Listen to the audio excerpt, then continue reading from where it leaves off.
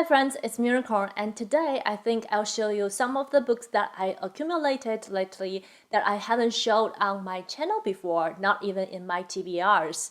Well, before I start, I know it's a lot of books that I'm gonna show today, and compared to some people, they have like a few books in their to be read shelf. I alone today will show you like more than 15 books. And my book buying is kind of getting out of hand. That is all because I feel like somehow I missed so many great readings last year being not reading enough. But I'm thinking I maybe will develop a new book buying policy where I finish 2 books that I own in order to buy one new one.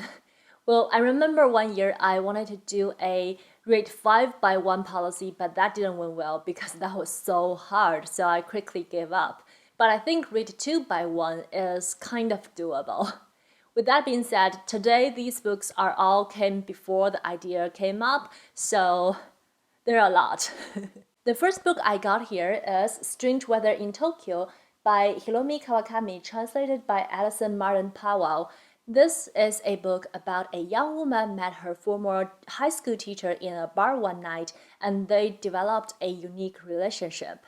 And I have heard so many good things about this book before, and I have always wanted to read it.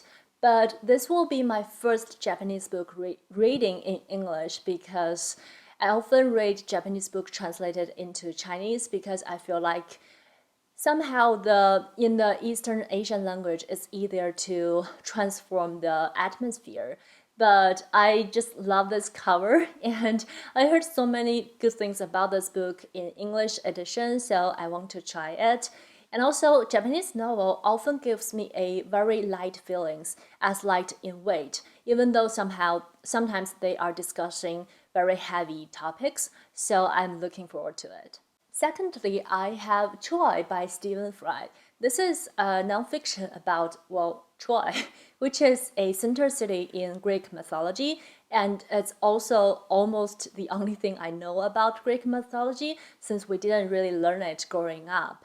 But in recent years, I have read quite a few Greek mythology retellings and developed this interest in those period of time. And also, I have read the Odyssey, but I know the Odyssey doesn't really have anything related in this book, but I still think they somehow are related. On top of that, I also want to read books by Stephen Fry because I heard he's a phenomenal writer and actor. Following, I have Min by Marian Gerba. This is a book that I picked up after I read Tell Me How It Ends for last month indie press project, and I naively thinking I can get to this book, but of course I didn't. This is a nonfiction talking about growing up queer and Mexican American and using being mean as a surviving mechanism, and talking about heavy topics like crime, race, misogyny, and sexual violence in a humorous tone. Following, I have a poetry collection called A People's History of Chicago by Kevin Cowell. This is a poetry collection about the people, mostly people of color, who has founded and built Chicago and had a great impact on the community, but also was forgotten by history. Chicago was one of the first American cities I fall in love with, the other being Boston, and I haven't really read books specifically about Chicago, but in the books that I have read, I have this vague impression of how Chicago was developed and how the community shifted. And I'm willing to learn more from those poems. And each poem in this collection is dedicated to one people, one person, and I think that's a very interesting format. Next, I got 4 books, all from one graphic memoir series called The Arab of the Future by Riyad Sattouf, translated by Sam Taylor. And this is a adorable graphic memoir series. And it's about the author's childhood when he was growing up in the Middle East. I picked up the first book because I was reading books about Libya, but then the whole series is actually mainly about Syria. I've already read first 2 books in the series, and I have book 3 and book 4 here. There are in total, I think, 6 books in the series, and the 6th book is still underwritten by the author, and the 5th book is already out in French, but I'm just like impatiently wait for the translation. And I found it's fascinating to see how the author growing up as a little boy in those different locations in Middle East and how the local educational system worked back in the days, especially how the religious educational system worked. And also one of the things that I'm interested in the most is see how the author's father transformed and being more and more religious over the years and more conservative. And in the other hand, how his mother, a French young woman, adapted or did not adapt it to the local culture. And I just wish I have time to finish these two books and waiting for the book 5 and book 6. Next, I got a book in a Scandinavian thriller series called The Man Who Watched Women by Ruth and Rosenfeld. This is the second book in the Sebastian Bergen thriller series, which I read the first book last month before night on my e-reader because I was stressful about something and I think I need something to read before bed to relax. And then I picked a thriller, which doesn't really make sense now I'm thinking about it, but I enjoyed that book. That book was called Dark Secret in English, but I think the original title means The Man Who's Not the Murderer. And this is the second book, and I cannot find it on my e-reader, so I have to get a physical copy because I'm so invested in the characters. The writing of the story was very captivating on the first one, and also it feels like a TV show where it shows you a little bit about each characters and with a pacing that is almost like a TV show pacing. So I'm really intrigued by the premise of this one because this one is about a serial killer who targets women and the whole thing may or may not related to our detective. On the account of reading people murder other people to relax myself down before bed, I also picked up The Murder at the Vicarage by Agatha Christie. And this is a book, needless to say, by Agatha Christie. This is the first book of the Miss Marple's mystery. I got this book because I was waiting for the physical copy of the last book, and this book is ships quicker than that one. So I got this one. I love Agatha Christie a lot, and I even hosted a readathon all about Agatha Christie 2 years ago called Agatha August. But to my surprise, when I look at the catalog of the books that she wrote, I actually didn't read a lot about Miss Marple. So I just want to pick up this one since it's the first one in the Miss Marple series. And also I have a life goal of reading all her books. Next, I got another mystery called The Thursday Murder Club by Richard Osman. This is a book about a group of elderly and mature detectives trying to investigate a case. I found the setting very interesting and very cozy for me because in my favorite anime and manga series of all time, Detective Conan, there's one episode in the anime that a group of amateur elderly detectives trying to figure out a case, and I found that episode is very interesting. And this book's setting is just feel very similar to that episode, so I'm expecting the same hilarious atmosphere from this book. Moving on books with heavier topics, I got How the One-Armed Sister Swept Her House by Sherry Jones. This is a book that I really don't know a lot about, but it's short listed for the Women's Prize for Fiction this year, and this is the other book besides The Vanishing Half that I have my interest in. And all I heard about this book is it has all the trigger warnings that you can think of, so it sounds like right at my alley. I don't know why I'm doing this to myself, but I just love reading about heavier topics, so I got this one. Next, I got a nonfiction called The Uninhabitable Earth, Life After Warming by David Wallace Wells. This is a book about global warming, climate changing, and the consequence after the Earth warmed up, or like the Earth already warmed up, but the consequence if the Earth warmed up more.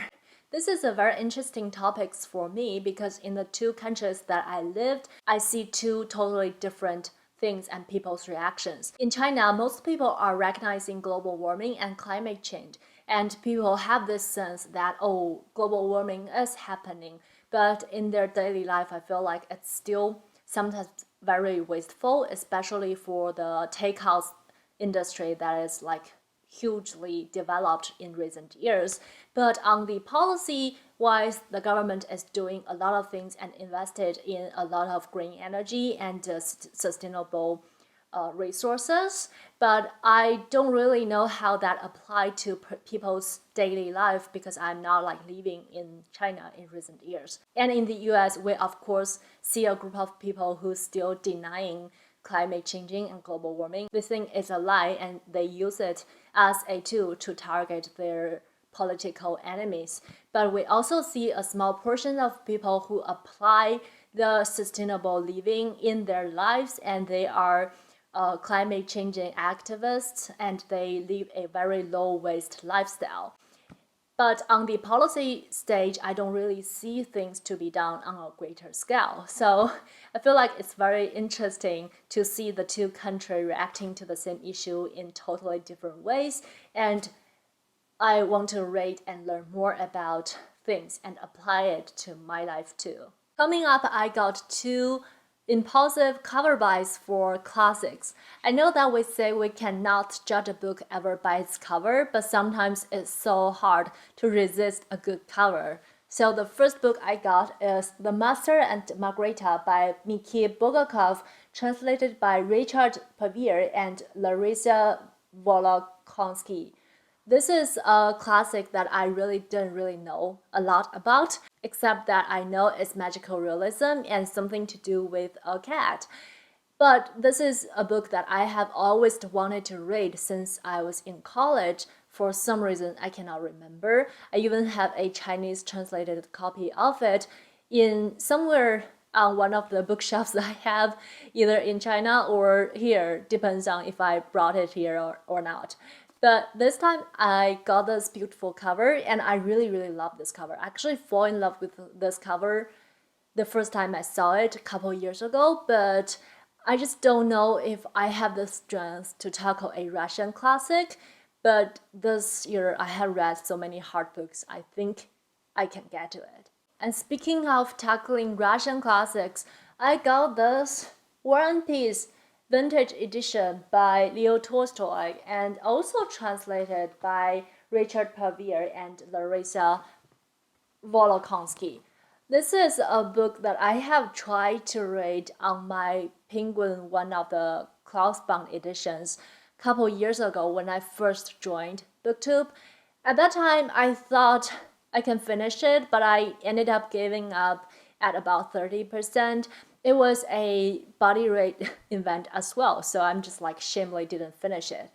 And this time I got this edition because I don't really like the cloth-bound Penguin edition because it translated all the things that Leo Tolstoy written in French into English in the context rather than in the footnotes. So in that way, I don't really know which sentences in the conversation was originally written in French and emphasized. And speaking of War and Peace, it's huge, it's a classic. I don't really need to say a lot about it, but I still have this hope that I can finish it. And after these years, I hope my reading of classic, like the skills, has improved a lot and enough to tackle this book. Plus, I have read so many long books this year because in the BookTube prize that I'm judging right now, I will say the two longest book nonfiction in my group. If you pay close attention to the BookTube prize, that you will know which group I'm in. I can read big books now, so I think I will tackle this one in the near future. Next, I got two books by Josephine Tey. It is The Man in the Queue and The Daughter of Time. Josephine Tey is another classic mystery writer that I want to read about besides Conan Doyle and Agatha Christie. And I have wanted to read her books for a long time. I think I have the Chinese translation of The Daughter of Time, but since I'm like reading mainly in English now, I think I'll just read it in the original language. Josephine Tey is a Scottish writer, and The Daughter of Time is her most popular work, and The Man in the Queue was her first published novel. And I actually love this edition a lot, but I think they are largely out of print.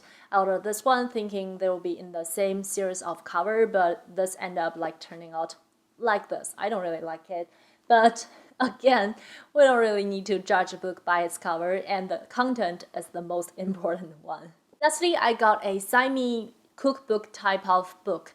It's called Salt, Fat, Acid, and Heat by Sammy Nostrat, art by Wendy McNaughton.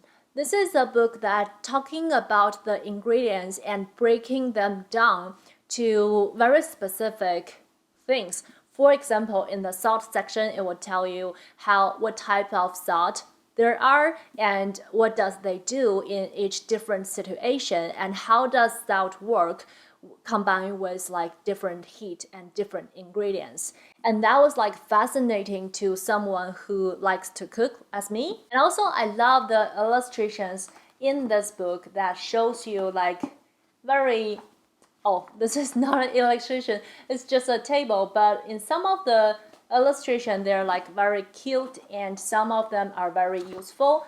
I can't really find one turning the pages, but yeah, it has a lot of useful information and make you to understand the background knowledge of each of the elements in cooking and make you improve your cooking by really understand it, not like blindly follow some recipe. But on the second half of the book, they do have some recipes for you to try out. But in the foreword or something, they mentioned that the perfect reading order of this book is to read the first section as a nonfiction and then try out the recipes. And that's all the books I want to show you today. I haven't really showed them in any of my recent videos, and maybe I show them in my Instagram stories. I hope you enjoyed this video. Let me know what books you got lately in the comment section down below, or are any of those books are on your radar? Are you interested in any of them? Let me know, or just say hi. Thumbs up to this video if you like it. I hope you happy reading, stay healthy. I'll see you in my next bookish video. Bye!